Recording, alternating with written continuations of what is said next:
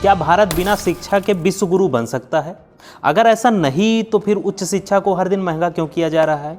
ये जानते हुए कि आर्थिक स्थिति कमजोर होने के कारण बड़ी संख्या में छात्र उच्च शिक्षा हासिल करने से पहले ही पढ़ाई छोड़ देते हैं, क्या इससे ये मान लिया जाए कि सरकार मान चुकी है कि हम व्हाट्सएप यूनिवर्सिटी के जरिए ही लोगों को शिक्षित कर देंगे? ताज़ा उदाहरण नीट पीजी की परीक्षा का है। नीट का entrance test national board of examination यानी एनबीई करवाता है। पिछले साल जिन छात्रों ने इसका टेस्ट दिया उन्हें फॉर्म के लिए 3,750 रुपये देने पड़े थे। इस बार जो छात्र इस टेस्ट में बैठना चाहते हैं उन्हें उसी परीक्षा के लिए 4,250 रुपये देने पड़ेंगे।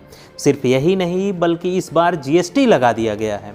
हाँ, आपने सही सुना, इस टेस्ट में शामिल होने वाले छात्रों को जीएसटी चुकाना होगा। यानी जनरल व बैकवर्ड कैटेगरी के छात्र 5,015 रुपये, SC ST के छात्र 3,835 रुपये जमा करने के बाद इस परीक्षा में बैठ पाएंगे। ये पहला मौका है जब किसी एंट्रेंस टेस्ट पर जीएसटी लगाया गया है, इसलिए ऐतिहासिक कहें तो किसी तरह की कोई दिक्कत नहीं होनी चाहिए। एम्स के पीजी एंट्रेंस टेस्ट की फीस 2,000 रुपये है। इसी तरह कैट की फीस 2,000, गेट की फीस 1,500 और इलाहाबाद यूनिवर्सिटी में मीडिया एंट्रेंस की फीस 1,500 रुपये है। अब सवाल उठता है कि एक जैसी परीक्षा के लिए एक संस्थान जीएसटी नहीं ले रहा है तो दूसरा ऐसा क्यों कर रहा है? क्या जीएसटी लगाने का फैसला सरकार अपने स्तर पर नहीं बल्कि संस्थान अपने स्तर पर ले रहा है? अगर ऐसा ही रहा तो एनबीई की देखा देखी दूसरे संस्थान भी जीएसटी वसूलने लगे तो कोई अचरज नहीं होना चाहिए। ध्यान रहे, जीएसटी कानून के मुताबिक शिक्षण संस्थानों की तरफ से छात्रों को दी जाने वाली सेवाएं जीएसटी से बाहर हैं, लेकिन शिक्षण संस्थानों को दी जाने वाली सेवाओं पर जीएसटी लगती है। ऐसे में सवाल उठता है कि कानून का दुरुपयोग क्यों हो रहा है?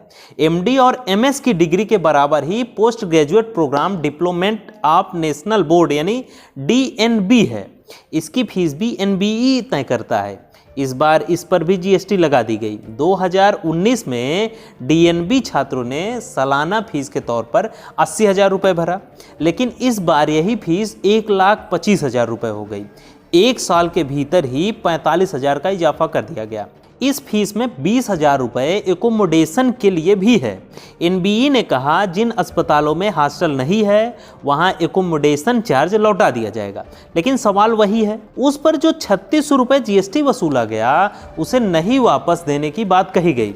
छात्र इसके खिलाफ मांग उठाते भी हैं तो उनकी सुनवाई नहीं होती। फीसों की अधाधुंध बढ़ोतरी के बीच हमें ठहर कर एनएसओ की रिपोर्ट देखनी चाहिए, उसके आंकड़े को समझना चाहिए। इसके एक सर्वे के मुताबिक 2017-18 में 1 से लेकर 8वीं तक ग्रास एनरोलमेंट रेशियो 99.2% था। ग्रास एनरोलमेंट रेशियो का मतलब उस आयु वर्ग के सभी बच्चों में कितने स्कूल में एनरोल हुए। जैसे जैसे ऊंची कक्षा में एनरोल रेशियो चेक किया गया, ये संख्या कम होती चली गई। जिन छात्रों ने पढ़ाई छोड़ी उसमें 61% ऐसे थे जिन्होंने कहा आर्थिक स्थिति अच्छी नहीं होने के कारण उन्होंने आगे की पढ़ाई न करने का फैसला किया है। All India survey on higher education के अनुसार 2017 में हायर एजुकेशन में ग्रॉस एनरोलमेंट रेशियो 25.8% था। 2018 में इसमें थोड़ी सी बढ़ोतरी हुई और ये आंकड़ा 26.3 पर पहुंच गया। जुलाई 2020 में मोदी सरकार ने नेशनल एजुकेशन पॉलिसी को मंजूरी दी। इसमें कहा गया कि 2035 तक ग्रास एनरोलमेंट रेशियो 50% तक ले जाया जाएगा। इस वादे के बीच एक बड़ा सवाल घूमकर फिर से आ जाता है कि जब आर्थिक तंगी के कारण करोड़ों छात्र उच्च शिक्षा में दाखिला लेने से पहले ही पढ़ाई छोड़ देते हैं तो फिर 50% के आंकड़े तक कैसे पहुंच पाएंगे? तमाम टैक्स क्या कम थे जो एंट्रेंस टेस्ट पर जीएसटी वसूली जा रही है? आज के लिए बस इतना ही। वीडियो यूट्यूब पर देख रहे हैं तो हमारा चैनल सब्सक्राइब करें, फेसबुक पर देख रहे हो तो हमारा पेज जरूर लाइक करें। मिलते हैं फिर किसी नए मुद्दे के साथ, तब तक के लिए धन्यवाद।